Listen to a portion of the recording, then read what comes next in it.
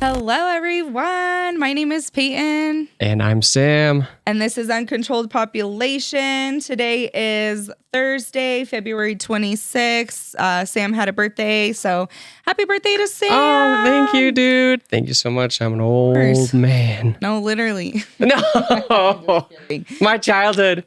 No, literally. But yeah, so today, what are we talking about, Sam? So we're actually talking about propaganda. Ooh.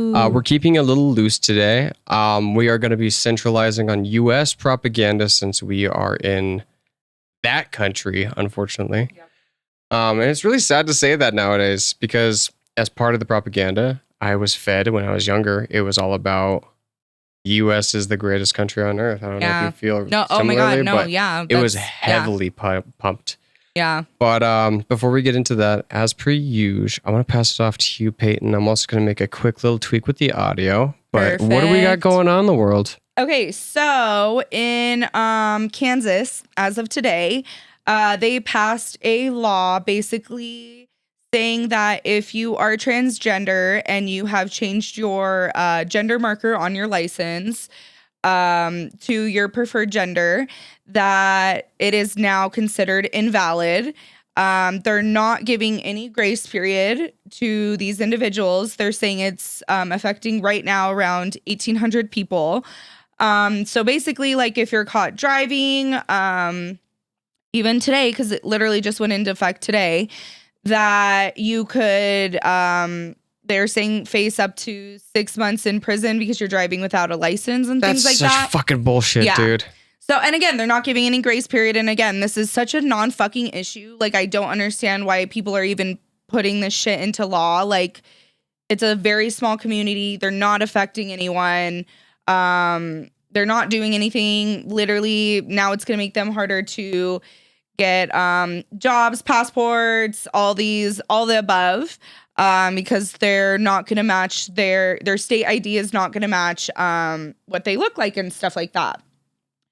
So, yeah, you can literally Google it. It's on so many news sites today. But with this bill also passed, it makes it illegal for a transgender person of their preferred gender to go into the bathroom that feels like what they would want to go into. And if they are caught doing this, they could, I guess they've introduced this thing of like a bounty, like a citizen can sue a person that is trans if they were found in the bathroom. So again, such a non-fucking issue that we're making an issue. It's like people just need to go to the bathroom. It's not that big of a deal. Literally just a basic human... A human need. It's fucking ridiculous. I've never had this... Like, it's like, and for anyone that's ever gone to like a gay club or like whatever space, it's like they have bathrooms where literally everyone uses it and it's literally no issues at all. And also, if people are this whatever, then we need to be making one stall bathrooms because, again, like how we talk about accessibility for people and, you know, things like that,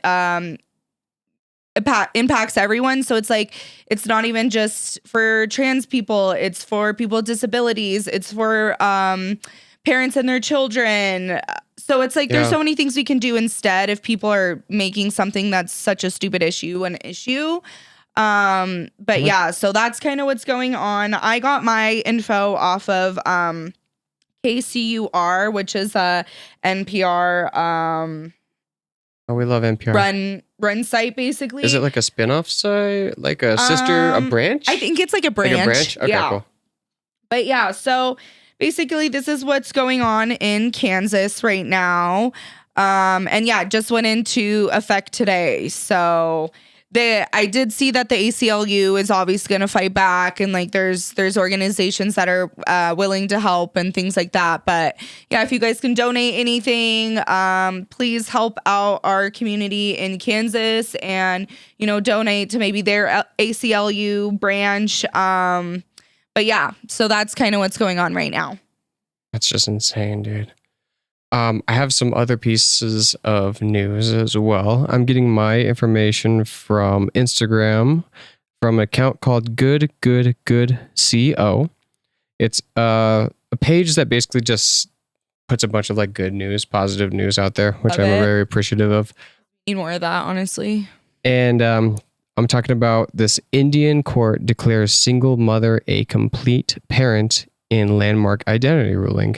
Okay. So basically, there was a ruling where it came into question about her being a half a parent.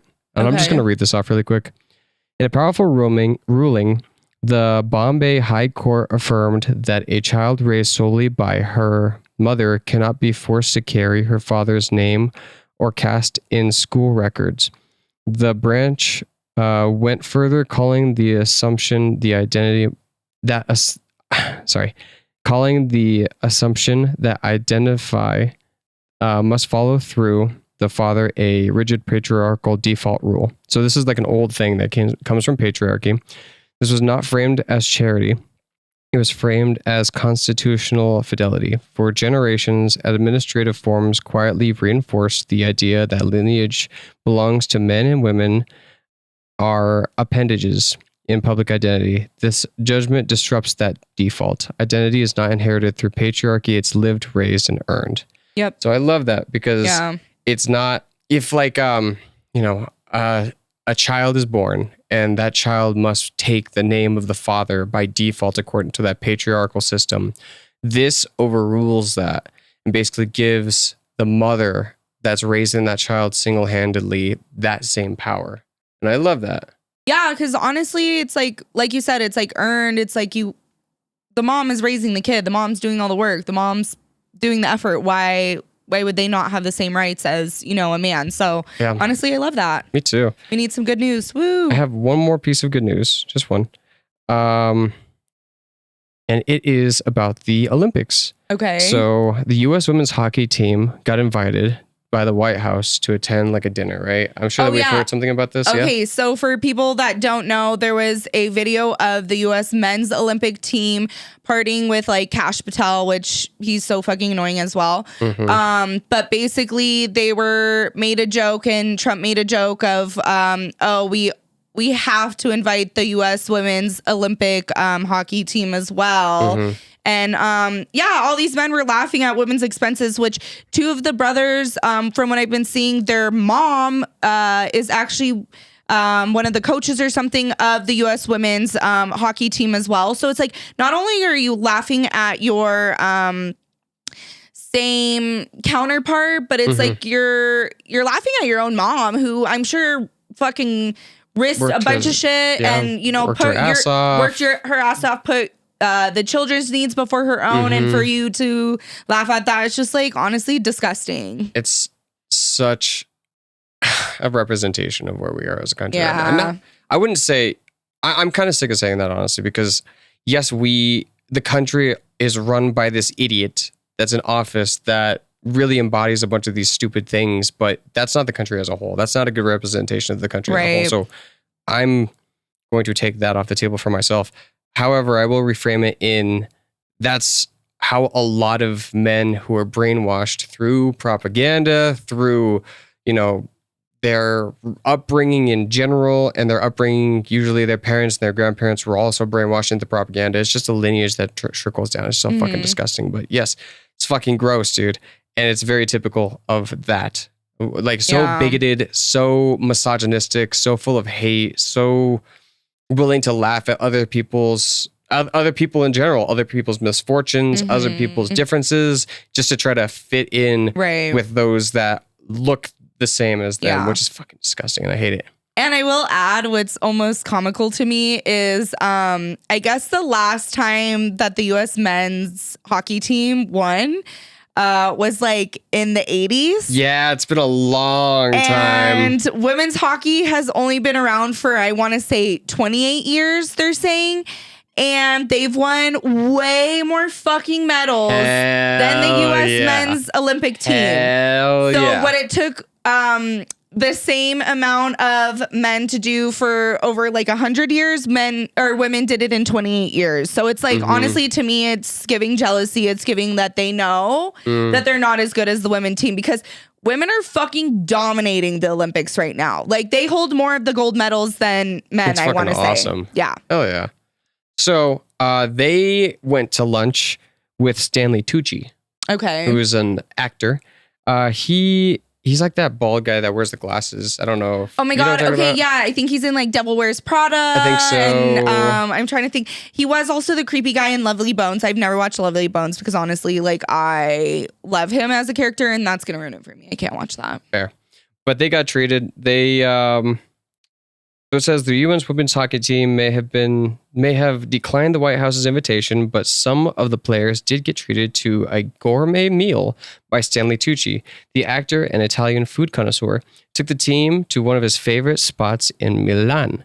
The players thanked his generosity with a jersey. So he got a jersey from it too. And meanwhile, the Trump administration reportedly served the men's team cold fast food hamburgers. No, literally they got McDonald's. Like that's so fucking funny. Dude. Like, and that's what they deserve because when you act like that, you get to eat trash. Yeah. Also, literally. I will say Flavor Flav, which he's been a part of the Olympics and stuff for a while now. Like he eats that shit up, but he also, I guess, invited the women's hockey team, and he also funded, I think, the women's bobsled team, I want to say as well. Oh yeah. So yeah, because they have to get what are they called, like sponsors basically. But yeah, he's been a huge sponsor, especially for women. So shout out to him. Shout out. Also, we got somebody in chat that says, "Yeah, go women." Woo! We got yes. I was going to say he was in the Lovely Bones, and hope they got their Diet Cokes. So there we go. Yes, thank you. You know who you are. I know who you are. We know who you are. I'm sure you know who they are. No, literally. Thank you. But yeah, so that's all we got for like current events. So how about we start getting into the meat and potatoes of this? Yes. Okay. So today we are talking about propaganda. So I just kind of wanted to give a definition for people. So this was off the Webster's Merriam-Webster Dictionary .com. Mm-hmm. And so it says ideas, facts, or allegations spread deliberately to further one's cause or to damage an opposing cause. It's also the spread of ideas, information, or rumors for the purpose of helping or injuring an institution, a cause, or a person.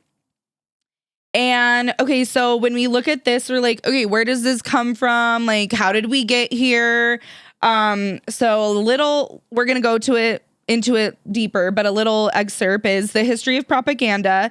So propaganda is today's most often used in reference to political statements, but the word comes from our language through its use in a religious context, actually. So, I'm going to butcher it. So sorry, everyone. The Congregato de Propaganda Fidei.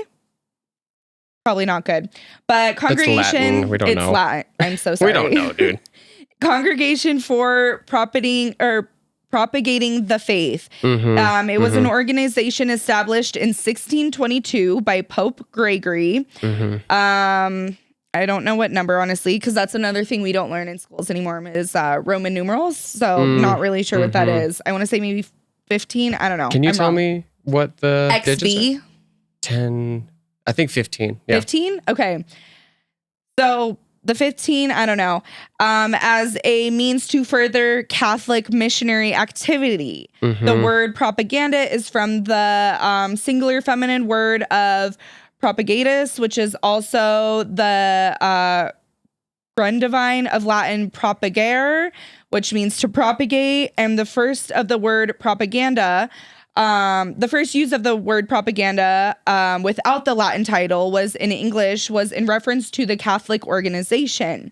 It was not until the beginning of the 19th century that it began to be used as a term denoting ideas or information that are questionable inaccuracy as a means to advancing a cause. So again, this is just ideas. Anyone can have propaganda. We've grown up talking about North American propaganda, China propaganda, and then like Sam said, Nazi propaganda, and U.S. propaganda. I think people forget that our country has their own version of propaganda. Uncle Sam. If you know who Uncle Sam is a version of propaganda. Also, who did I say her name was? It was Rosie the Riveter. Yes, she's also a part of propaganda. The one that's like this. Like we could do it. I did a little bit of research on like the early starts of like the 19th century in terms of propaganda. So would you mind if Yeah. all right. So thank you so much for talking about the origins. That's where we're starting from. But where propaganda in the US really started to take hold was actually around World War One. So in World War One, I think it was Churchill. He basically asked this gentleman, his name was George Creel, to basically start this organization called the Committee on Public Information, short CPI for short, which was in charge of basically trying to get America as a whole on board with the war against Germany. They pulled out all the stops. They made the Germans seem like brutes. They posted these posters, which was like a King Kong holding a Lady Liberty, and saying, "Stop this brute." He was like stamping all over like democracy and independence. And they started bringing in Uncle Sam, who is a direct ripoff of Lord Kitchener. And if you don't know who Lord Kitchener is, watch The Kingsman. I'm just kidding. He was an official and high up in like the military of Britain at the time. And he was kind of used as like OG the symbol, colonizer. like the OG colonizers. Yes, indeed. And he had the exact same pose. He actually, when I first saw him, he looked like Stalin. If you look up Kitchener Wants You, the poster will be pulled up, and it's literally him just like pointing Yeah. the same way that Uncle Sam did. They literally just ripped it. The CPI literally just ripped it. So yeah, not even that's original. America, the land of the thieves. What do you know? Rosie the Riveter was used to make women primarily feel like their duty, their responsibility, their patriotic act is to like work in the factories. Because at the time, America was really needing a lot of funding, a lot of like work power behind like, you know, war bonds and like manufacturing weapons and ammunition for the war. And basically the CPI's goal at the time was to get everybody on board. This affected the media heavily to the point where I think it was called like an insurrection, essentially, where if you as like a media or as a news reporter, a journalist, a newspaper, anything were to disrupt like the army recruiting people, they could shut you down. I'm sure that that's still a thing, but it's voluntary nowadays, right? Voluntary. So George Creel, he was really good at his job. He manufactured all of this propaganda talking about how it's very patriotic to serve and die for your country so that more men would enlist and that we would have more people on board for the war. I'm getting ahead of myself. Britain was also doing the same thing. Again, we were taking heavily from them. Yeah. I think one of the posters was like, "Women of Britain say go," and I did see that. Did you see that one? Yes. It's like the women's patriotic movement was to force the men to go to war. Yeah. Mm-hmm. And like there was this one which was like, "Daddy, what did you do during the war?"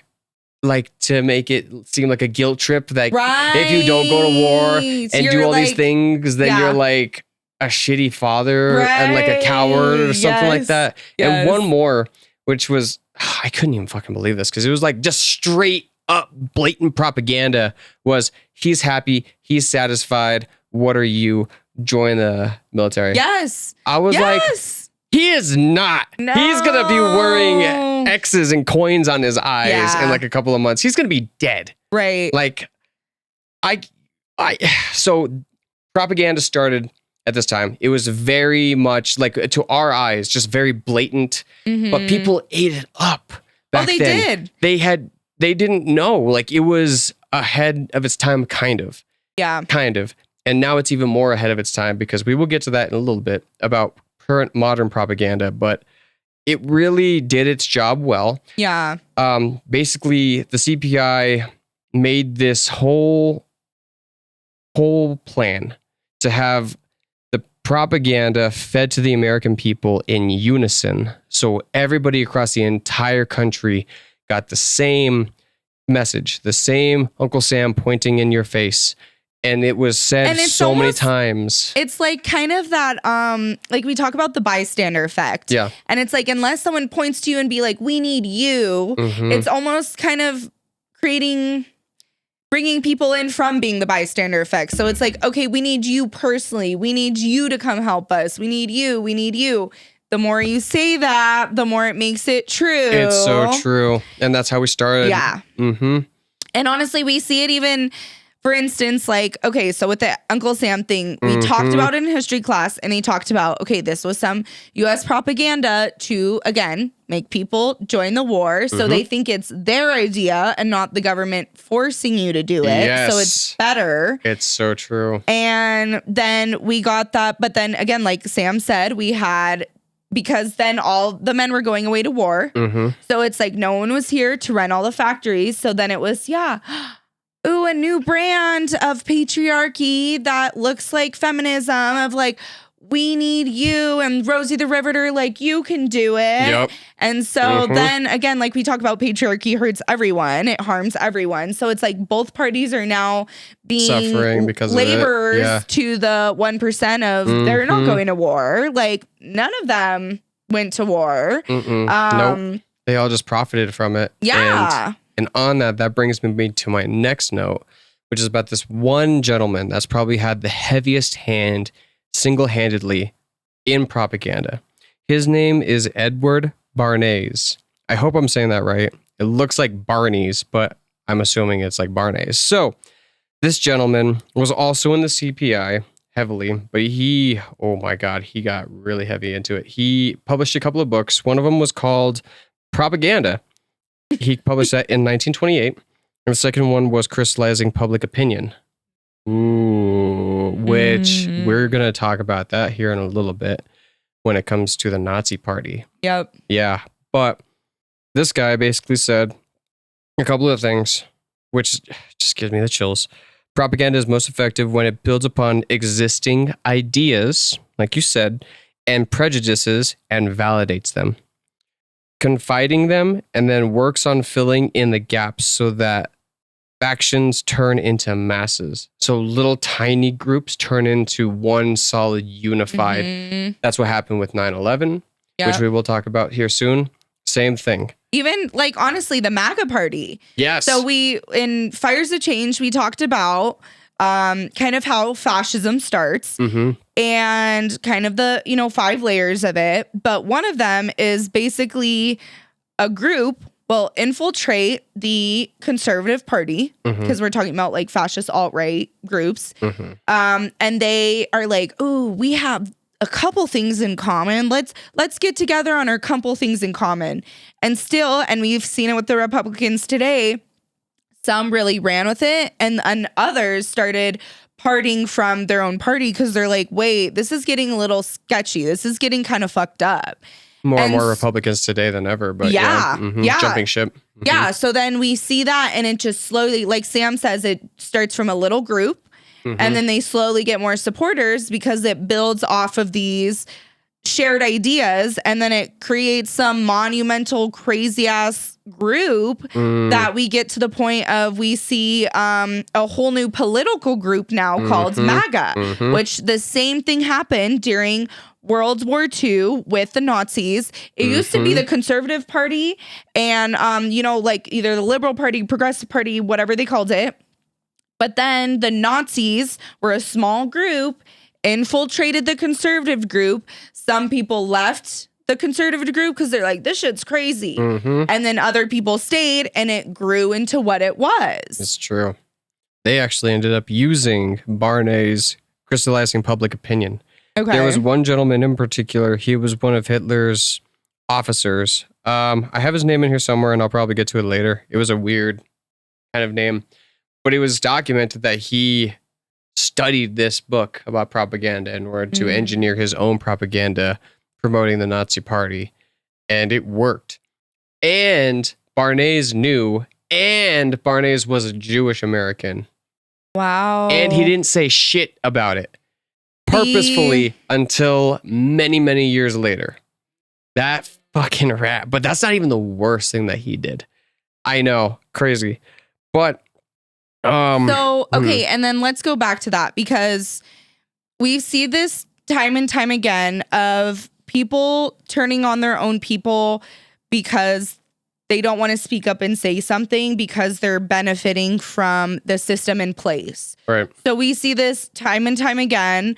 We were just actually having a conversation about like men in general and how like it could be a group of guys and maybe one or two of them is a good guy, but they're still not speaking up and they're not saying anything.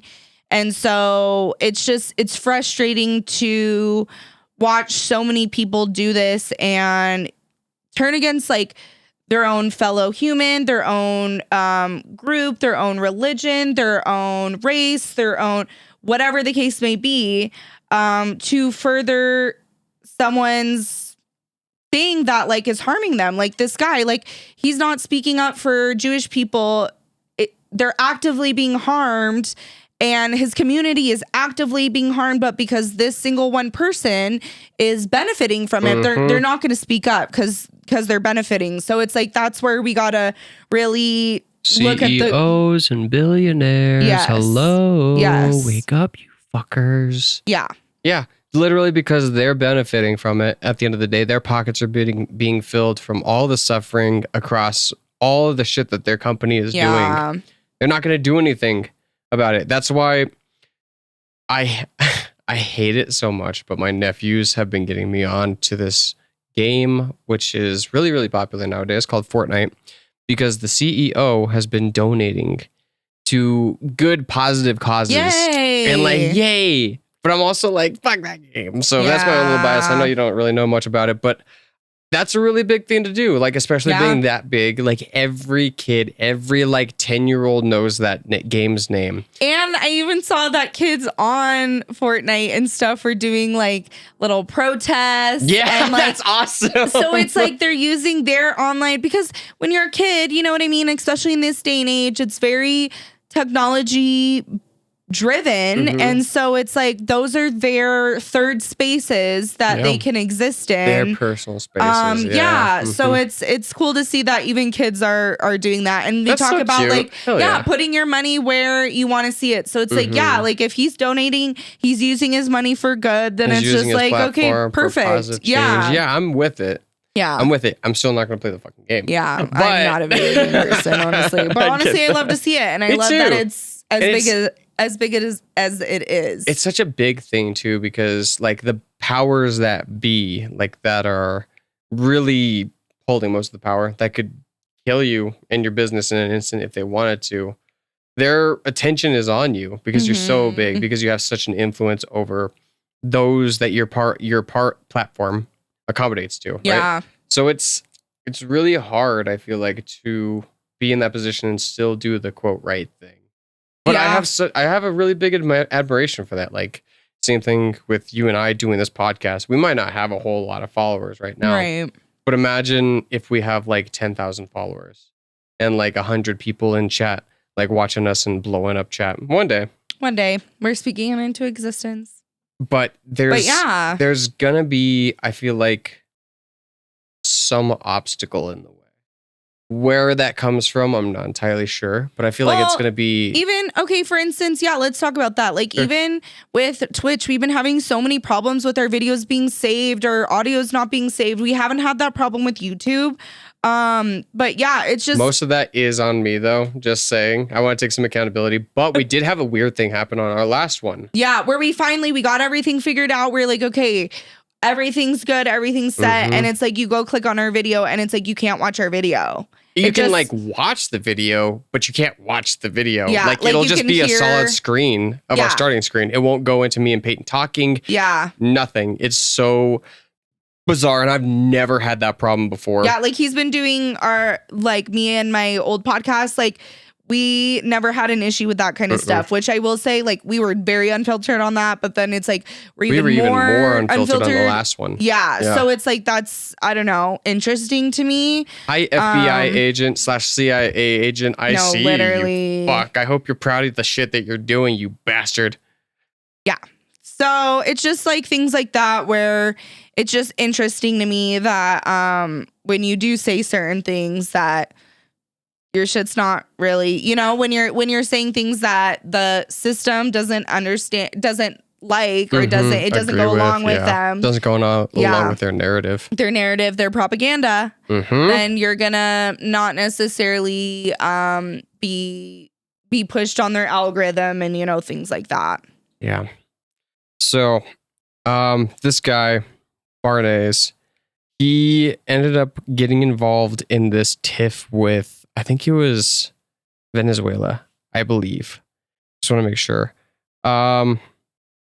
It was a South American country, and it was a really big thing where I think it was called this company called United Fruit, now called Chiquita. You know where your bananas come from? Yes. This is them. Okay. So basically, the country had a ruler elected as president under a democracy that was going to start like redoing the land. So taking it away from like the companies and giving it to farmers and to help their own country. To help their own country. And like it was a net positive that this ruler was in there. But the propaganda, thanks to Edward Bernays and other people, really spun this out of control to the point where it made him seem like a communist. This was also in the 50s, to the point where there was a civil war. Okay. United Fruit was at the center of it. Okay. Because they would have lost the most amount of money with this guy repurposing land. They had the most amount of banana farms there. That's where they primarily made their money. Ports, companies down there. Like, so if this president would have had his way, they really would have lost a lot. And this is a good. We have seen this time and time again. We have indeed. Exactly. Like with what's going on right now with the oil in Venezuela. And I heard that Cuba, they're somehow trying to block off Cuba. The United States again. We've had this issue multiple times with Cuba, and the United States also did this with Cuba and Cuba's leaders because they weren't going along with what the United States wanted. Yep. And so, again, we also El Salvador. The United States also fucked up El Salvador. And that's why we're seeing why El Salvador is how it is today. They're rebuilding their country. But when you have a huge person in power that is backed by money and other countries and oil and all these fucking things. Looking at you, Facebook. No, literally all of it. They're able to get away with so much stuff when the person they're going against doesn't have as much resources, doesn't have as much money, doesn't have as much, like societal, like systematic structure support. Again, Gaza, we've seen that with Gaza and Israel. Like it's just, again, it happens over and over and over and over and over again. So back to you, Sam. It's happening now. Yeah. It's happening right now. People are getting got. Yeah. Because they disagree with what's going on. Right. Also, I am of sound mind and I have no intention of Me too. offing myself. Me too. So just letting you know. Me too. If I show up dead, it was the government. It was the government. It for sure was. For sure was. Go get them. But yeah, dude.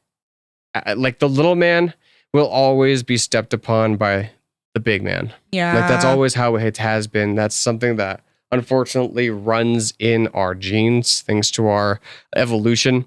Like the strongest, burliest, hairiest apes were the ones that survived, unfortunately. But now things are different because the less muscular person in general has a mouthpiece through social media, through the internet. But back then we didn't. Okay, and we talked about that in the our Fires of Change during the French Revolution. The biggest thing that helped people the common people win the French Revolution is the printing press. So before the printing press, the people that controlled the print was the monarchy of the time. So they controlled the narrative, they controlled everything. When the printing press came to be, then the average person had access to telling their narrative, telling their story. And then they were able to make thousands and thousands and thousands of pamphlets, whatever, for whatever cause, and be able to distribute it. And so now we see that with social media, where the average person is allowed to talk about their shared their experience, their viewpoints, which obviously sometimes is good and bad. But we do see a lot of first person point of views of boots on the ground of what's going on, like primary sources.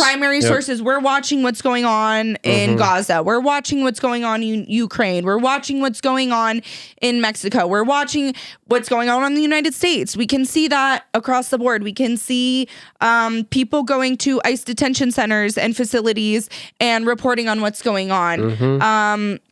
So yeah, we really are in the age of information, which is, really good for the people. But also, the more the people get powerful, the more the patriarchy, the system of power is going to try to diminish that, smush it, get rid of it. Which is what's happening with TikTok right now. Yeah. And I'm glad that we brought this up, because in return for these primary sources that you see and them being tailored to you, you must give up something according to their terms and conditions, which is something that we talked about the last time, which is now they're able to track you. And you can't turn it off unless you uninstall the app. And even then, I'm not sure if you're able to turn it off, which is why, unfortunately, I had to just stop using TikTok. And I loved that resource because it was primary sources. I saw what was going on in California when the 24-hour protests were happening. I saw what was happening in Minnesota and what was happening here in our state. Like, I loved it. But also the powers that be, the Trump administration, acquired it. And now put somebody else at the top of the food chain as far as TikTok goes that's willing to spin their own narrative. Right. And help the system of power of the Trump regime. Yeah. It's a give and a take right now. And I feel like we take 2 good steps back forward and we have to take like 4 back. Because of all the stuff that they're throwing in our way, obstacles. But I think that they're seriously underestimating us. No, yeah, honestly, I will say the people always avail, like the people always come through, and it's just like, it's going to take time. Like, revolutions don't happen overnight, but I think seeing the mass amount of people that are upset about what's going on that maybe previously either voted for it or maybe just didn't take into account of what people like, oh, I don't like to believe in politics. I don't like to learn about politics. Like, I'm not involved in that.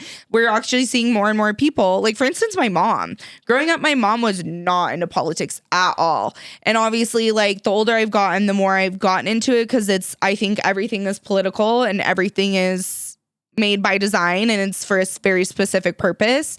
And it's literally ingrained in every single thing in our daily lives. It really is. Like, from the ads that we see to the news to like the brands that you use, everything is propaganda. Everything's propaganda. Everything's political. And so, it's like someone like my mom never got into that. But the more I got into it, the more I talked about, what is going on and whatever, the more she started educating herself and looking up things. And she's actually been very educated lately. I'm like very proud of her. Let's go, Mom. Yeah, no, literally. So it's just, I think propaganda is one of those things that we have to kind of actively combat every single day and understand where things are coming from, why things are coming to fruition, and stuff like that. On that, I was going to ask you, what advice would you give to people to identify what is propaganda, what the message is, besides just like critical thinking? Like, what steps can they do? Well, yeah, I think like when we look at stuff, we got to ask ourselves, like, shout out to Miss Clancy, because Miss Clancy gave a really good class on this, and I learned it in my English class, but it's like we got to dig deeper, because it's like when we watch an ad, when we watch or see a piece of propaganda, whatever the case may be, that's literally the tip of the iceberg. So we got to like dig deeper. So we got to look at things and start asking questions. So it's like, for instance, like Miss Clancy always did like fun ones. So she would have us watch these stupid ass videos from YouTube. One of them was called Whitest Kids You Know. I remember that. Yeah, like she always made it like fun and funny, but we would watch it and then it's just like, okay, what's the narrative of the story that they're trying to tell you? That one's pretty apparent. That one's pretty easy to point out. So it's like maybe for a commercial, let's say it's a family commercial. They're all together. Sydney Sweeney's American Eagle. Go. Okay, yes. This is a great one. So if you look at the commercial, you're like, oh, it's a jean commercial. That's the tip of the iceberg. Mm-hmm. Then you're like, this jean commercial is playing on the word jeans. So jeans like genetic jeans. Genetic jeans, but also jeans like fashion jeans, pants. Mm-hmm. And so they started there. So then we take it a step further, and she's talking about how great her jeans are right now and all this stuff, but she's talking about her own personal jeans. So when we look at what she looks like, she is blonde hair, blue eye, big boobs, the American sweetheart look, the American bombshell look. Yeah. But so that's, again, all those things are for a specific reason.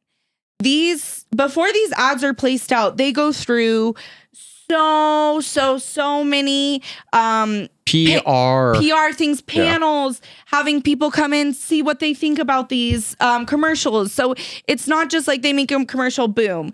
They knew they were going to get backlash on this commercial, because with where we are right now as a country, with the rise of white supremacy, the rise of conservatism, the rise of the patriarchy. And it's like, again, when we're fighting against the system's going to push back that much harder.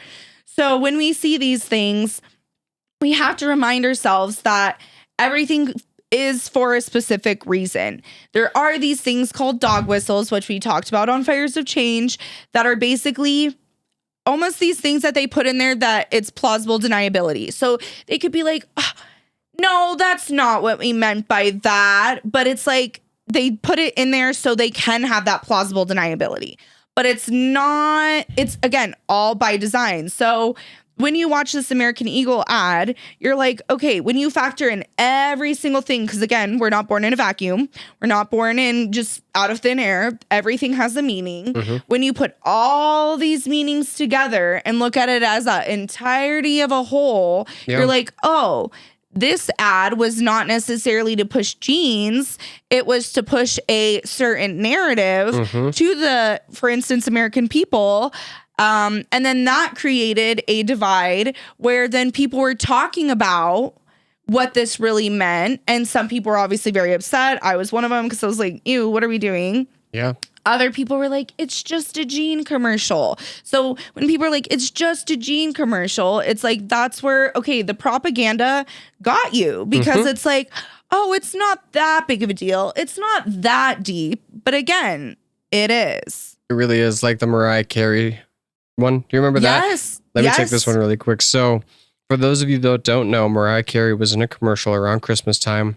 It started with an elf that took a bunch of her stuff off of like her dressing room thing, right? And then he's like, I'm going to sell this stuff because I need to afford like healthcare, basically. And Mariah Carey's like, you can't cancel Christmas. Just like the American dream is like, you can't cancel Christmas. You can't cancel like the machine at play during Christmas, because it's one of the holidays. This is the biggest holiday, the biggest American holiday, where things get sold the most, where they push you selling or buying things like the most. So Mariah Carey is like, no, you can't stop that. Basically, that's looking a little bit deeper. And the elf is like, well, too bad, goodbye. And then Mariah Carey starts singing and turns this elf into a snowman.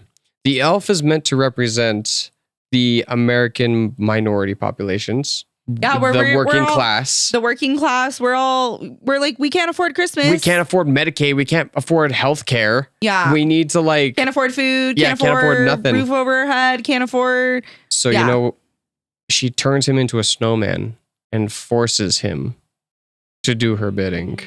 In the commercial, I'm dead serious. Go and watch this right now. She turns him into a fucking snowman, and it's meant to represent the people. Like that, like it gives you just enough context, but it's enough because that, like you said, it's the tip of the iceberg. Yeah. And also you mentioned something about like we have to see this as a whole. Yeah. We have to look at the whole picture. It starts with the very beginning. And you know who started PR? Edward. He is the godfather of PR. He is the reason why that started. He is the reason why public relations is separate from making ads. That's a whole separate thing. It's meant to intoxify the population. It's meant to spin a narrative that's not their own. Yeah. It meant to make them believe it. Yeah. So that's where we started. It started with war. It started with getting people to go and literally sacrifice themselves for the good of the country, quote unquote. Yeah. Have women go and throw themselves into factories and work their lives away. It gradually got better. It worked on itself. And then now it's to the point where, because we're in late stage capitalism, now propaganda is even being pushed in for capitalism to, like we saw with the Mariah Carey commercial, to push buying products and to brainwash you into forcing you to like need things and like buy things. And so, yeah, now it's in all factor. Like every factor of life is now being pushed by the propaganda machine. It is. I don't know if you want to get into this right this second, because I know that you wanted to bring in like the 2001, 9/11, but it's a different game now where things have changed. So we can either get into that just a little bit now. I think that would be a good, because, okay, so again, like we say, it's in every facet of life. It's even in our media. It's in our music. It's in our fashion. It's literally in every single thing. So commercials, social media. Yes. Everything. The brand that you fucking wear, the jeans, the water you drink. Yeah. Yep. So when we look at that, we can see a very good example from 9/11. So when 9/11 happened, and that's a whole other thing, actually, we can even start with the propaganda of 9/11, because for some people, they think it's an inside job. For some people, they think it was obviously the United States had oppressed another country and fucked with another country for so long that they finally retaliated. Israel having a stance in it and being like the shadow government in terms of engineering this whole thing. Yes. Yeah. There's a bunch of shit going on with that. So it's like that was some people thought a propaganda to make the American people hate another country, make them more fearful, make them unite them under one cause, which is exactly what happened. Yes. So when we look at that, we think, okay, that's the tip of the iceberg. What comes after that? It's not going to be something that's super in your face. It's not going to be something that's super blaring and, whatever, and easy to pick up on. It's very subtle little things over time. So after 9/11, for instance, in the country music community, country used to actually be anti-establishment, anti-government. It was a very kind of fuck the government type of thing. That's what it originally kind of began. Are you saying that it's the original grunge and alt? No. Okay. Well, punk even music? That for sure. But country in itself was actually very pro-person, pro-worker, for the people. Like it started off as that. And so to see where it's gotten today is kind of crazy, because it's almost like now a bunch of the country artists are like bootlickers, which I'm like, okay, your ancestors would be very disappointed in you. But it did start off of that. So then we see okay, 9/11 happens. After that, we see so much country music that is like pro-America, fuck other countries, and it starts pushing that slight undertone of white supremacy. So we even see this with like, okay, for instance, the song by Toby Keith, The Courtesy of the Red, White, and Blue. That song was made after 9/11. It's a very pro-America song. It's a put a boot in their ass. And, you know, it's very, very like apparent of what he's talking about. And so when you see stuff like that, you're like, okay, well, it's just an America song. Like, you know, he's pro whatever.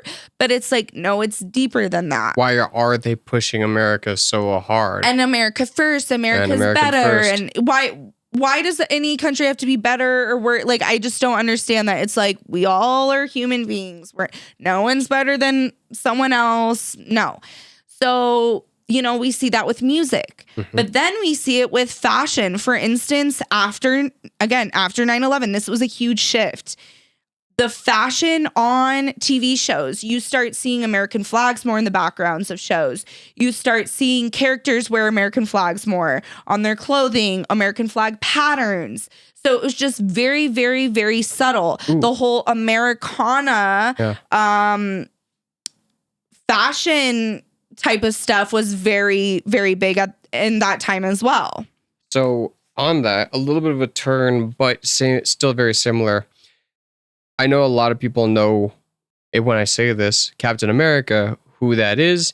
He's the fictitious representation of like American values and of like, you know, fighting and punching Nazis. That's where he really started to get his kick up back in like the 30s. And if that's right, then it's right in line with like fighting Nazis in real life. Yeah. Like he was like our Superman for America itself. I mean, obviously Superman too. Right. But nowadays, there's a new Captain America. It's no longer Steve Rogers, who is the name of the original character of Captain America, who took that symbol on. I don't know what this new guy's name is. It's not Steve Rogers. And he's literally boots on the ground in Afghanistan and Iraq. It's like the American, like modern American version of Captain America. And I kind of like what they're doing with him in that they're talking about like the PTSD that comes along with like war and like loss and like how unstable somebody can be and the negatives that come with it. And where he's to this point where he's like second guessing his own values and morals, which is something that he's been programmed and engineered, literally biologically engineered to carry out this mission to like replace Captain America, which is this home name that everybody respected. He's trying to fill those shoes. So again, I'm really not into it that much. That's literally just the tip of the iceberg. Okay. But it's really like, it's kind of gross in a way, but also kind of like, well, realistically, a lot of soldiers suffer from PTSD that go over there. They regret the things that they did. They see the real reality of what they're doing, what the American machine is turning out these soldiers just to go out and carry out the whims of them.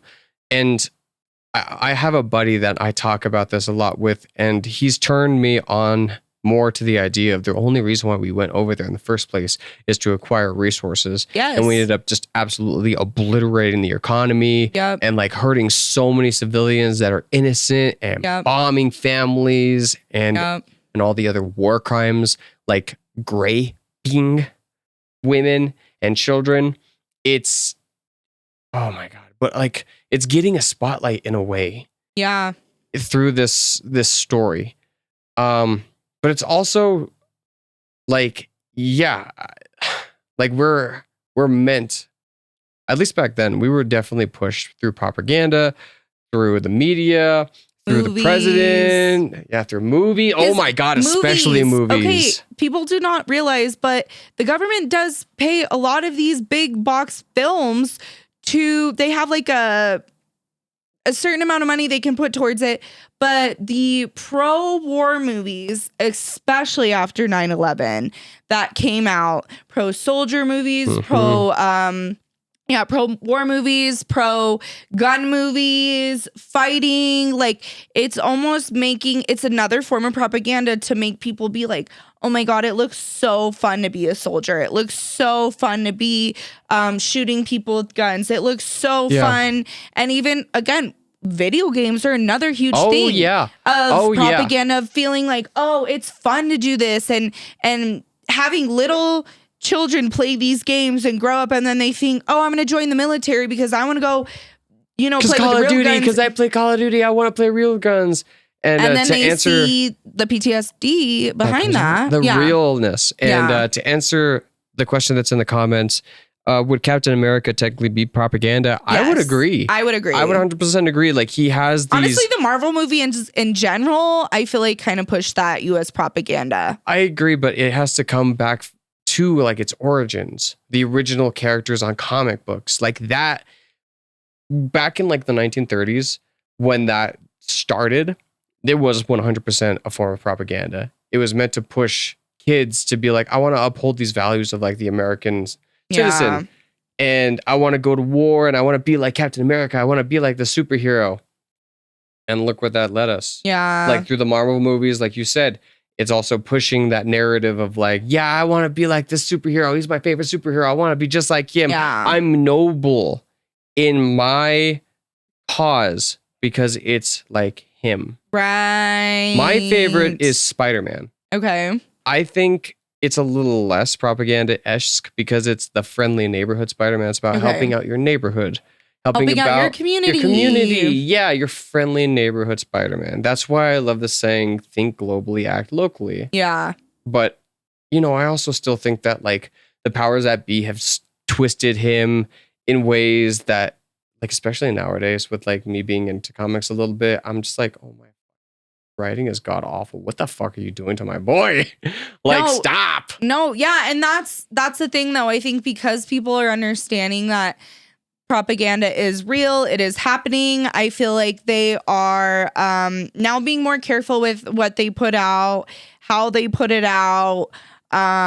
Getting a little bit more, like putting more dog whistles in things so they have the plausible deniability. They have millions of dollars worth of money going to just the PR for things, for video games, for advertisements. Oh yeah, they're thinking about these things and the trapdoors that they're going to take to get themselves out of trouble when they inevitably do cross that line. No, yeah, absolutely. Yeah, and it goes to show that, again, it's in everything, but how much we really need to be cognizant of what we're watching, what we're doing. Don't just take things blindly at face value. Like, think about it. Like, really research what goes behind things. And honestly, even watching old shows, because I've been watching like even Gilmore Girls. There was like some like almost like IDF propaganda in there. Oh wow. And so it's just like, now that we talk about it, we can see it, what it was. But when you were watching the shows in the early 2000s, you weren't thinking that. Like, honestly, if we were talking about this shit in the early 2000s, we'd be like, oh my God, like, you guys are tinfoil hat people. Yeah. Like, you're crazy. Seriously, like, that's like weird. But I will say, everything that I fucking have predicted or talked about before all this shit, now it's coming out and I'm like, oh, I was right. I fucking told you guys, because I'm good at pattern recognition, because that's the thing. Propaganda is just repeating patterns over and over and over again. Tell people, because most people don't understand, they're stuck in like a pattern state.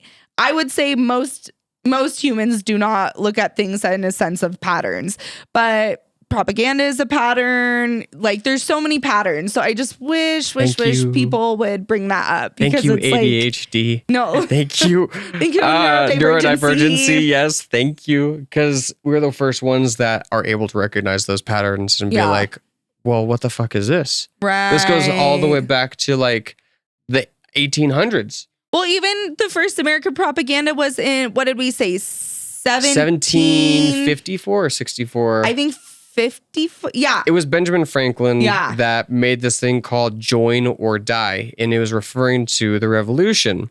It was a flag of this cut up snake. I'm not exactly sure what the snake was meant to like represent. I didn't look too much into it. All I know is that it was like the first cartoon in American history. And the rattlesnake ended up being adopted by this new flag called Don't Tread on Me.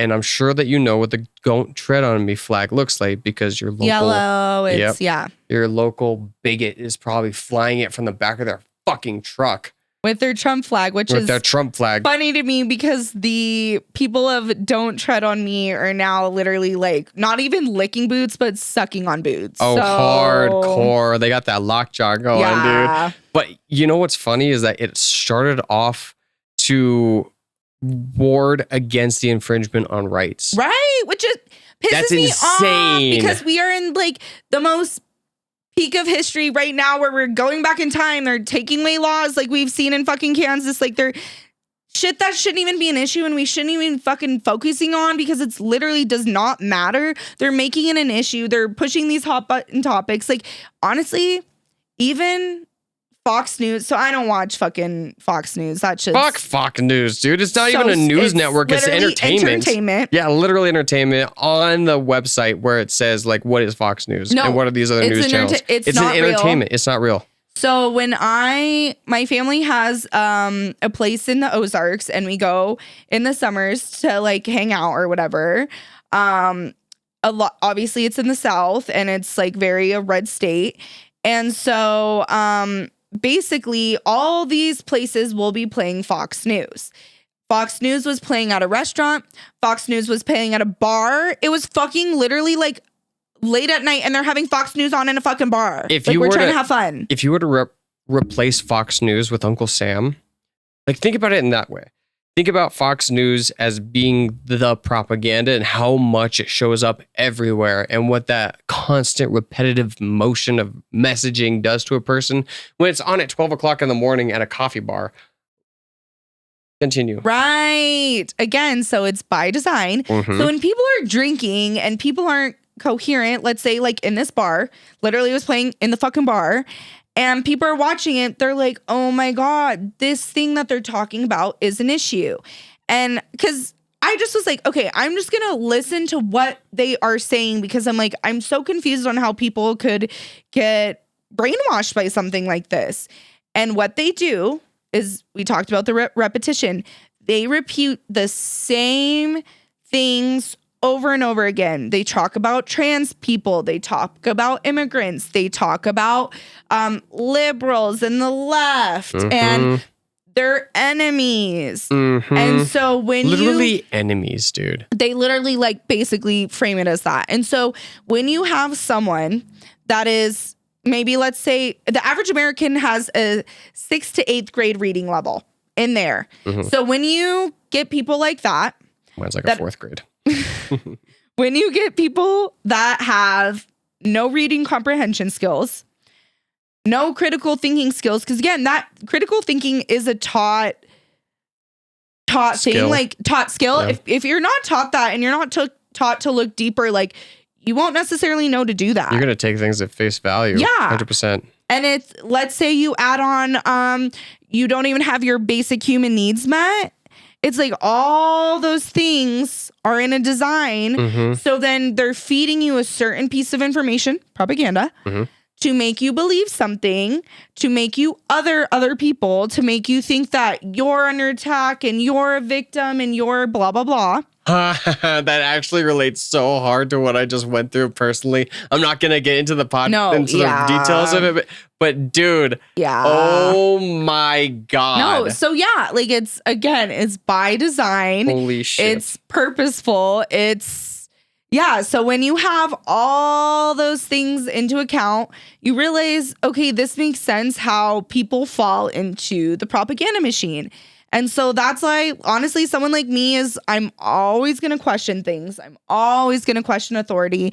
I'm always going to question people in power. Even if it resonates with you, because at that point, you're the most at risk for falling into the propaganda machine. Yes. When you're like, oh, I love this thing. They're so right. You got to take a step back. You do. That's the most important point, to take a step back and look. And like, I know that it might be like, I don't know, it might seem like it's self-sabotage, like it's self-doubt, but if you're really trying to like develop those critical thinking skills, you must do that with everything, not just the things that you disagree with, but the things that you agree with. I agree. Take a look at them and try to think of like, okay, well, like who's benefiting from this besides me? Right. Who's benefiting from Okay. this? What company is this associated with? I am really glad you brought that up because even stuff that you like, for instance, I'm a very spiritual person. And I feel like spirituality now. yes. So I feel like there's a huge push now in the new age spirituality, where people are, again, because people are always going to be there to take advantage of other people. And so even when I watch things online or when I watch movies or whatever the case may be, whatever, I'm always very aware of what people are saying. I never take things at face value because it's like, why is a person saying this? Why is a person doing this? So for instance, I'll watch maybe a big spiritual creator on TikTok and people are in their comments like, oh my God, I need help. What's this mean? What's this mean? Because a lot of times people are like lost in what they're doing and they're looking towards someone to have the answer for them. I mean, this is like Christianity and Catholicism where In they look every to religion. where Yep. they look to somebody that was like in real time communing with God, the spiritual world. Right. And the only way that they had that connection was through this man or woman in this Yes. case. Right. Yeah. And so that's where it's like, even I am spiritual, but I know that like I need to look inside myself for answers. Like a creator that on TikTok is not going to give me the answer. Me paying for someone to read my chart and whatever is not necessarily always going to give me the answer. And so I think It's fun though. it's fun and I enjoy it when you're down in the dumps. Yeah. And you want to pay someone $10 to read your chart because you're like, wow, dude, I'm like really sad. I need, some help here. That's, it is what it is, but you got to constantly being like, okay, this isn't like a matter of fact thing. This isn't a for sure thing. This isn't an exact science thing. And so I think people do get in, almost like the religious psychosis of things because, you pair with the outside world being super shitty and fucked up, people not having their basic human needs met, people depressed and fucked up and mental illness and whatever the case may be. You combine all those things and people, get sometimes too far into it. So it's literally with everything. I literally just had two thoughts. One of them is propaganda, in God we trust. Yes. We'll go on that in That's just a second. fucking like on our money and shit. It's literally like God is paired so hard with like American values. Yes. And they use God as a weapon in propaganda. Two is, you mentioned you have to look within yourself for answers. But, sometimes you get down in the dumps and that you want to have the easy answer. But what that told me was your higher self spoke up in that moment right there and said, trust in me. Right. Trust in yourself. Trust in your gut. Trust in your gut. Yes. Intuition. Yeah. But that's also a double-edged sword because what if your intuition is Fox News is always right? See, and that's where it's so fucking hard because at the end of the day, every individual thinks they're going to be right. Every person's going to think that they're on the good side. You know what I mean? And it's frustrating, honestly. And that's why it's like, obviously take that with a grain of salt. But it's just like, I think in the whole whatever of the propaganda is they're pushing a narrative that they know what's right and they want you to listen to them. Right. Because they have the answer. They have the answers. You don't have the answers. They have the answers. That's a good indicator, I feel like, for you to really, really try to figure out where that message is coming from, besides just this one company that's trying to like push it, like American Eagle. Mm-hmm. Who's on the other side of it telling them, hey, I want you to make a commercial about jeans, or Right. I want Mariah Carey to come on and like say you can't cancel Christmas. But it goes even further back with what you said about like those that claim they have the answers. It goes back to Catholicism, Catholicism. God, I cannot speak Catholicism. Thank you. I said that twice too. They claimed that they were the ones that could connect you with God. Through them, you would ascend to heaven or whatever, right? Yeah. And nowadays, there are more and more people that are taking that basic foundation and using it to their own advantage through propaganda. So yes, if somebody claims that they have all the answers, if somebody claims that they are right and you should listen to them in that fucking moment, dude, You gotta look at please, you that. have to look at that. Yeah. Because somebody that really does have the answers is not going to be doing that. No, and that I'm glad you brought that up because I think, like, for instance, we've seen there was these Buddhist monks that did a walk in the United States, and they are always talking about like it's within you, and it's like you gotta like hear yourself. Like following their journey was actually very cool because they talked about they kind of get rid of almost the systematic things of like, no, look within you. Like we all deserve peace. We all, you know what I mean? Stuff like that. And so Yeah. when you compare that religion to what we see with Christianity right now of, no, you have to go to church and listen to the pastor. You have to do this and that. You have to give money to the church. You have to give money to the church, who then does not pay taxes, who then does also not really pour back into their community. Who ends up buying a fucking $1 million yacht with that money. No, literally. and just Like they're, benefits yes, themselves. nice clothes, nice cars, Who nice shoes. Preys upon your values of like community and family. Yeah. And like togetherness in order Yeah. to further their own agendas. Yeah. So Also, that's where, really quick, we Yeah. had another comment. J Lynn 31 says, I really wish that politics and religion / spirituality weren't combined. I wish people didn't weaponize people's faith. That's the beginning of a cult when they claim that. yeah, no, honestly, I agree. I feel like in a perfect world, that stuff wouldn't be combined because I feel like when, like for me personally, I think people's faith or spirituality, whatever you want to call it, it's a very personal thing. It's a separation of church and state. Yeah. That's what it's supposed to be. That's That what is it's not supposed to what it be. is in reality. No. And so actually, I watched this very good documentary and it was on Hulu and it was called Hail Satan. Oh! And yes, and it was it kind of started, so I think people have a misconception of what at least modern day Satanism is or whatever, because there was a one back then that was, you know, the human sacrifice, all that crazy shit that people talk about and think that that's what it is. But there is actually a modern version one. And they were actually very instrumental in, because obviously we have religious freedoms. And so when Roe v. Wade got overturned, they actually, you could literally go online and you could fill out a form to be like, oh, I'm a Satanist. And you could literally have a form, go to your doctor, and they actually helped you get an abortion. So they were protecting women's health care. It honestly started as kind of like a fuck you to other religions, like in a sense.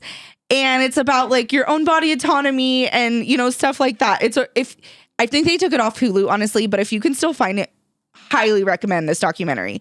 But what they did though was they challenged other religious organizations, especially on government property. So what people don't know, going back to propaganda, when the 10 Commandments movie came out, that was like a huge fucking thing for anyone that believed in Christianity, that whole story, whatever. So the 10 Commandments literally gave these big ass 10 Commandment statues to a bunch of government buildings, basically. What? Yeah. And so they're on government soil. So basically the Satanists came in and were like, well, since we have a basically thing of religious freedoms, then you need to represent every single religion in the United States. It can't just be one. So they're like, you need to put up a Jewish star. You need to put up, because they came up with, it's basically like a goat statue. I forget the name of it. But they're like, then you need to put up our statue because we're a religion, we're a recognized religion under, you know, the government. And so they were like, if you are not going to do that, then you have to take down the 10 Commandments stuff. So it kind of was a push to, if you're not going to treat every religion equally in the United States, then you can't have any religion. And again, I'm a huge advocate for separation of church and state. Not everyone believes in the same things. I don't think religion should be in literally anything, but even in our Pledge of Allegiance, we say God. On our money, it says God. So I'm like, that's not really separation of church and state. But the current regime is really pushing for schools to take up those values of Christianity and push the hell out of that. Yeah. And also, we're totally going to be called Satanists. Oh my God, no, literally. I'm like, woo. Woo-hoo. But yeah, so it's just funny because it's almost like this group just came in and it was just like, it was kind of almost like honestly, like a fuck you, but like in a good way. And if you read their like I'm not a Satanist, but if you read their it's not the 10 Commandments, but their rules, their whatever. It's like about science, body autonomy, like all these things that's like most people believe in that. But yeah, so I just thought that was interesting. But yeah, in a perfect world, I would love for religion not to be in the government. That would actually be my favorite. But like we said, everything is political. And even at this point, religion is political. What you believe with your religion is political. Because we have churches basically talking about politics.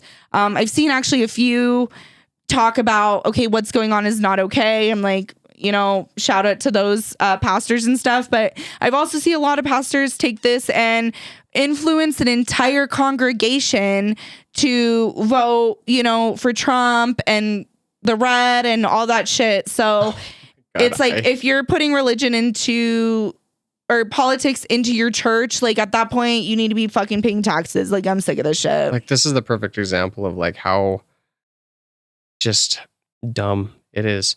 There was this girl that I saw earlier today on like a news outlet or like, I think it was an Instagram post, and I'll see if I can link the channel creator. But she went up to a reporter and was like, Donald Trump is the closest thing that we have to God. And then a week later, she got deported. See, and that's the thing. I think a lot of people think if they're going to side with the oppressor, they're going to side with the person being fucked up, that they're somehow excused or saved. They're saved from what's going on. And the reality is, this regime hates anyone that is not white, a woman, a minority, LGBTQ plus IA, like any person that is not a white man, a rich white man. Yes. Yep. They don't like you. You're not going to be in their group ever. And that's why seeing all these women, which we did talk about that, what did you call it? Glass cliff theory? Oh yeah, the glass cliff. Yeah. It's kind of like a theory, but yeah. Yeah. So basically, we're seeing this even now. Trump put a bunch of women in charge of all these things, but they're the ones that are the middleman of the American people.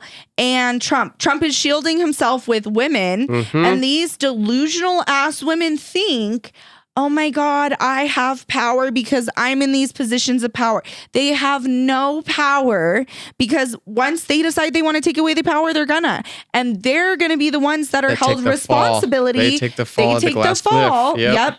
Because of these horrendous people in charge. So because it's the just system is designed to fail underneath them, and they're the ones that are taking the fall. Yeah. And it is diverting attention from Dumpy. Yeah, no, literally. And we see it time and time again. And it's just like, even with Caroline Leavitt, like Nixon's like basically equivalent of Caroline Leavitt fucking went to jail. But she's still there for some reason. Get her ass out. So it's just like, or not, I misspoke. Fucking Pam Bondi, Attorney General. Yes, not Caroline Leavitt, my bad. But basically, yeah. So we're having all these women take these positions of power. They think they're going to gain all this power. They're not. We even see it in like TV shows like The Handmaid's Tale. Serena Joy in The Handmaid's Tale literally was one of the people to start this. And I personally am a believer that if all the women in the patriarchy did not uphold it, patriarchy wouldn't be a thing. Because look at all these, I don't like to whatever, and some of them are educated, some of them are not. But they're literally using their power, their education, their whatever to push this rhetoric, to push white supremacy, to push patriarchy, to push the Trump regime. And it's like, if they weren't doing that, we'd have people like fucking Pete Hegseth who can't even form a sentence in charge. And it would crumble faster. But because all these women are upholding this shit, this is why we're still fucking here. So honestly, I hate a pick me bitch. Like, they actually piss me the fuck off. But yeah, it goes to show that just because you're adjacent to the power doesn't mean you're going to have the power. Because then again, going back to Handmaid's Tale, Serena Joy literally upheld this. She started the whole movement. She helped and she got the momentum. Then you get to the point where she can't even read the Bible because women aren't allowed to read, and she gets her finger cut off. And then she gets punished by this patriarchal society in the show. And it just goes to show you had no power to begin with. You were they were giving you the power they wanted you to have for you to further their agenda. And then once it's not whatever to them, they're like, well, you did the job I needed. We're going to throw you away. And we see it time and time and time and time and time again. So for all the women out there that are upholding this, that are voting for this, that are listening to especially white women, that are listening to their husbands and the men in their lives that have views that are oppressing them, stop listening to them. Do your own research. Please, for the love of fucking God. Seriously, Please vote for yourself and your fellow people. Quit voting against your own fucking rights. Like, it's honestly ridiculous. But again, propaganda. That's why we're here. Like, this is very, and I will say, I was actually talking about this with Steph the other day, specifically white women, because I feel like as a white woman, I'm constantly trying to understand, why are white women the way they are? Why are we here? Why are most of them not understanding what's going on? And again, we could probably, everything goes back to slavery times and all that kind of stuff. But I've seen a pattern, and it's almost like they keep the white women, and again, we see white women use this in everyday societal things of like, I'm weak, I'm fragile, I don't know what to do, I'm a victim, I need help. We see that behavior, and it's because specifically white women are raised in the patriarchy, in this white supremacy, to not trust their own instincts of what's correct, to not think that they're, maybe the smartest in the room. That's why we see a lot of white women being fucked up to black women and women of color, because it's a jealousy thing of, we see specifically black women they had so much shit stacked against them, and they're still very confident in what their educated black women are still very confident in what they have to say, what they know. They stand up for what's right. And so it's a jealousy that white women don't have that same vibe, that same kind of, what's the word? Self-confidence, whatever, of their own body, because they're raised to basically, you need to uphold the patriarchy and you need to uphold white supremacy. And so they're raised to basically feel like they're not smart enough to do things on their own.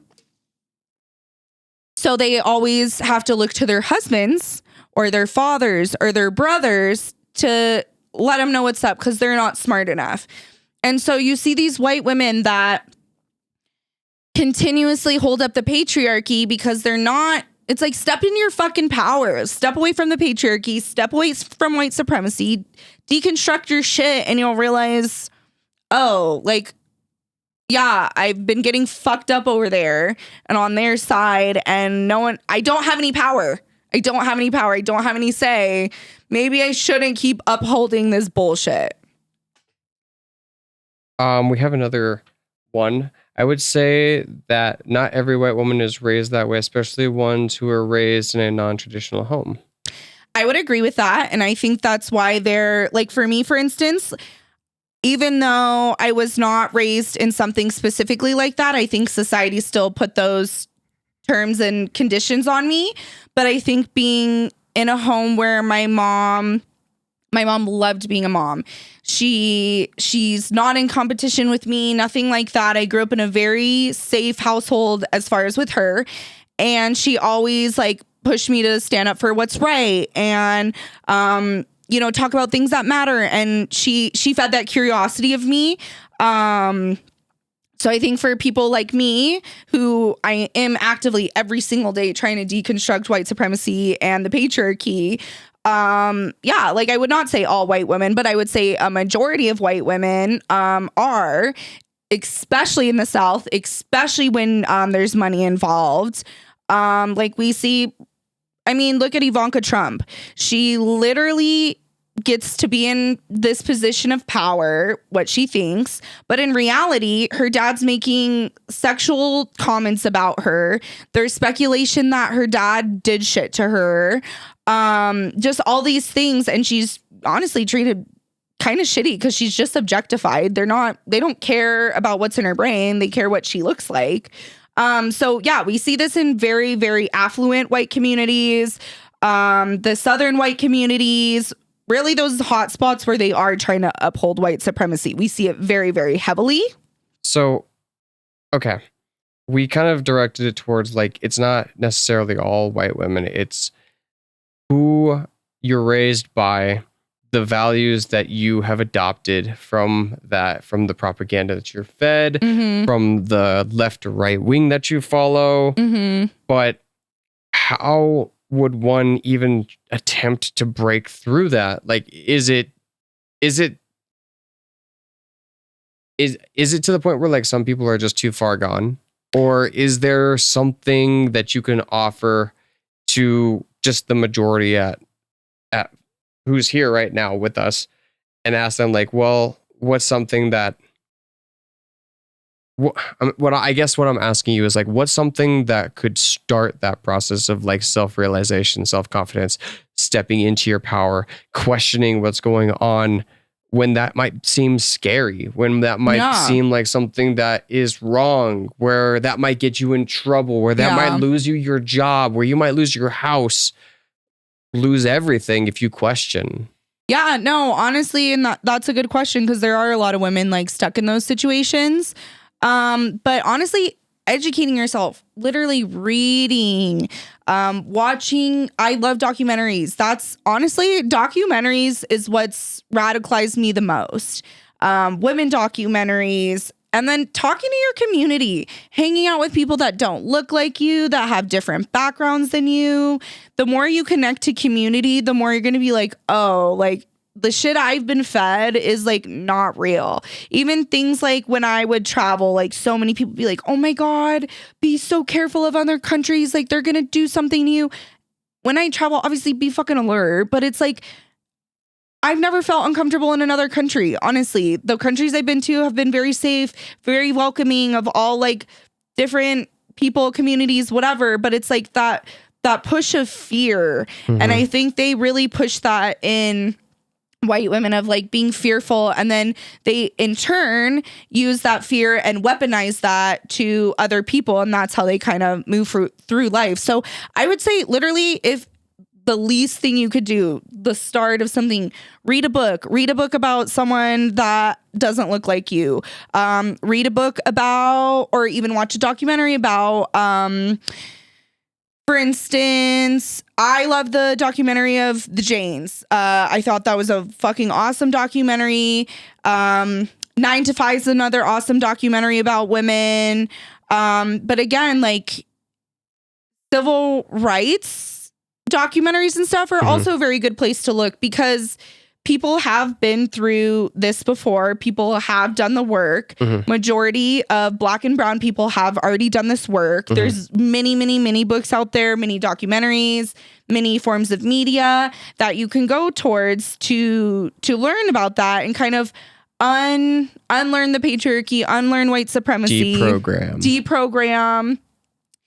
And yeah, it's listening to everyday people that have already gone through this.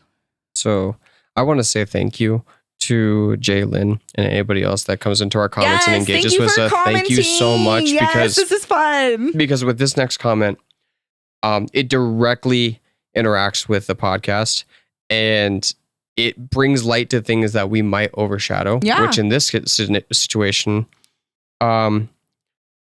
also Americanized ethnic groups have gotten to that mentality too, but that's because they are Americanized.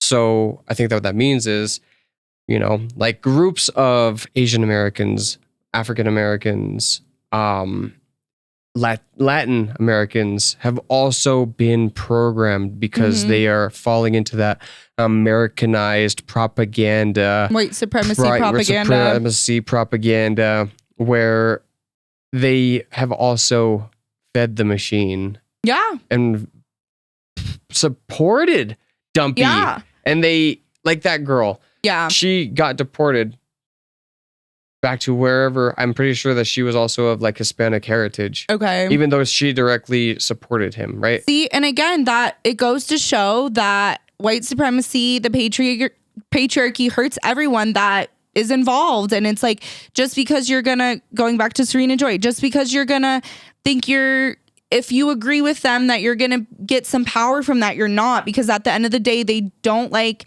anyone that doesn't look like them, think like them, you know what I mean? Stuff like that. So yeah, no, a lot of communities have fallen. Even I, for one, am not going to speak on anyone that's not my own community, because I don't need to speak for people of color, Black people, or anything like that. But as far as being, now identifying as queer and, stuff like that, even seeing the gays for Trump, or lesbians for Trump, or trans for Trump, which I didn't see a ton of trans for Trump. But anyways, there's always going to be people of a marginalized community that think that they are going to gain some sort of power from siding with the oppressor. And at the end of the day, the oppressor hates you and they're going to still stomp on you anyways. So you might as well align with the people, because the people are going to be the ones helping. Community is going to be the ones helping. But yeah, no, anyone could be susceptible to propaganda. Anyone could be susceptible to... That's how it's engineered. Yeah. Like, going back to its roots earlier in the conversation, like, it was engineered at first to be widespread to everybody in America, everybody in Germany, everybody in Britain, and other countries as well use propaganda in their own way. When I told you about Edward Bernays getting involved in like South America bullshit, he also made propaganda for South Americans because he spun it in a way where they related to it and they felt like this was right. And because they related to it, instantly they were on that side, because it also aligned with their own values, and that's what they prey upon. So they prey upon people that are, sad. Like, I know religion does that. Like, religion is like, oh my God, if you're sad and you don't have the answers and you don't have whatever, God will take you. It'll be fine. God forgives all. God takes all. Yeah. And it's just like, at the end of the day,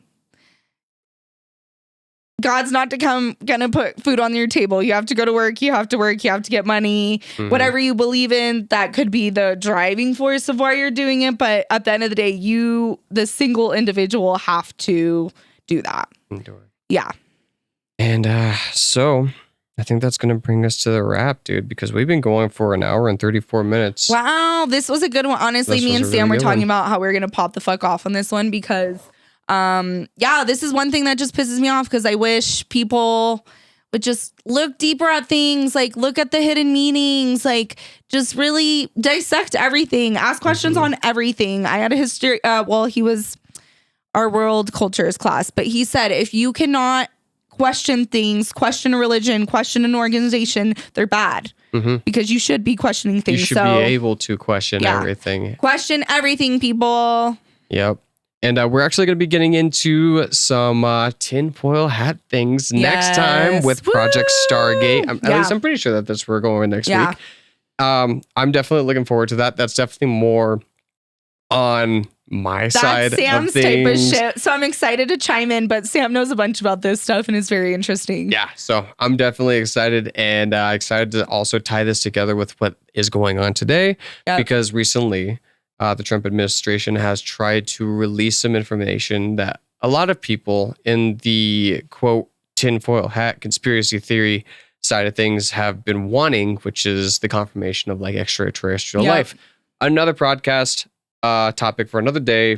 We're not going to be doing that next week, but maybe in the weeks that follow, definitely we will be. Yeah. And it's acting as a diversion against the Epstein files. Yep. The Smepstein files. Yeah, because they talked about like Project Bluebeam and stuff too. So So we'll definitely be hitting on some more. But dude, this was a good podcast. It was. Thanks for I everyone always that have joined fun. us. Thank you for our commenters. We really appreciate you. Thank you so much. We hope to see you here next time. Yeah, so we will not be here next Thursday, but we will be here the following Thursday. We've been doing every other Thursday. And then, if you missed this, we're also on YouTube. It will be published next Friday. Yep.